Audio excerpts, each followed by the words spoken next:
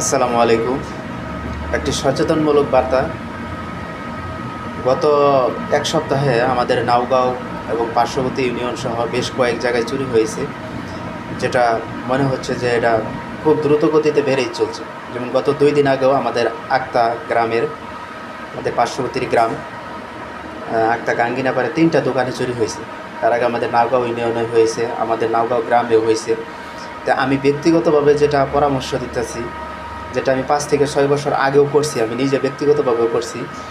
আমরা 12-13 জন লোক মিলে একটা টিম গঠন করছিলাম, যেটা রাত্র 2টা থেকে 2:30টার দিকে আমরা সবাই উঠতাম এবং 3টা স্টেপে একজনে বলতো আর আমরা সবাই জোরে জোরে সেটা ডাক ভাঙতাম। আপনি 3টা স্টেপে এটা করতাম, তাতে হয়তো কি এলাকার আরও যারা লোক আছে তাদের ঘুম ভাঙতে উঠতো, সবাই যার যার গোয়ালঘর যেগুলো তাদের ছিল আর কি, সেগুলো তারা চেক দিত যে ভালো আছে কিনা।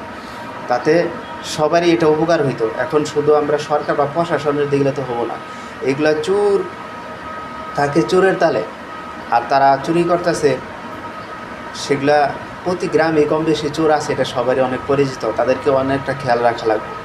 এবং সবচাইতে যেটা জরুরি বিষয় আমি মনে করতেছি আমার ব্যক্তিগতভাবে, যেটা আমি নিজেও করছি, আগেও বললাম, যে আপনারা একটা টিম গঠন করুন। গ্রামের লোক যারা আছে এখানে, যারা আমরা যাদেরকে বলি যে সচেতন নাগরিক, আসলে তারা এটা করে না। আমি এটা অনেক দেখছি, আগে অনেক কিছু দেখছি, এগুলো তারা খুব একটা আসে না। এরা যা ওই ফেসবুকে ফটো করে, এইটাই।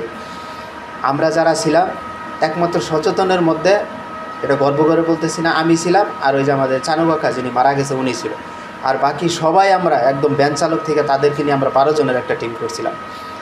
আমরা এই 2 জন আগে ওইটা সবাইকে বাড়ি থেকে ডেকে নিয়ে আসতাম এবং 3টা স্টেপে এক এক সময় এক এক জায়গায় দাঁড়াইয়া একজনে বলতো, বাকি আমরা সবাই ডাক বাঁধতাম। এখন আমরা যারা আসছিলাম অধিকাংশ লোক আমরা বিদেশে এসে পড়ছি এবং বাকি লোকগুলা মারা গেছে। আমার জানা মতে এখন মাত্র একজন লোক আছে, আমরা 12 জনের ভিতরে একজন লোক আছে, সেটা হচ্ছে আমাদের পাশের বাড়িরই আমাদের এক কাকা, হিন্দু মানুষ, উনি হচ্ছে আমাদের সুভাষ কাকা।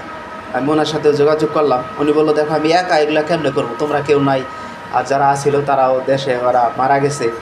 এখন যারা আছে তাদেরকে বললে তারা এটা খুব একটা গুরুত্ব দেয় না।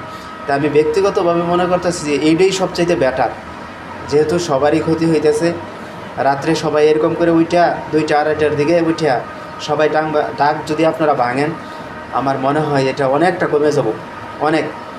কারণ এর আগেও যে চোরগুলো ধরা পড়ছে, এই যে মুলা চেয়ারম্যান বাড়ির ওইখানেও যে গরু চোর ধরা পড়লো, সেটা আমাদের পার্শ্ববর্তী ইউনিয়নেরই চোর ছিল।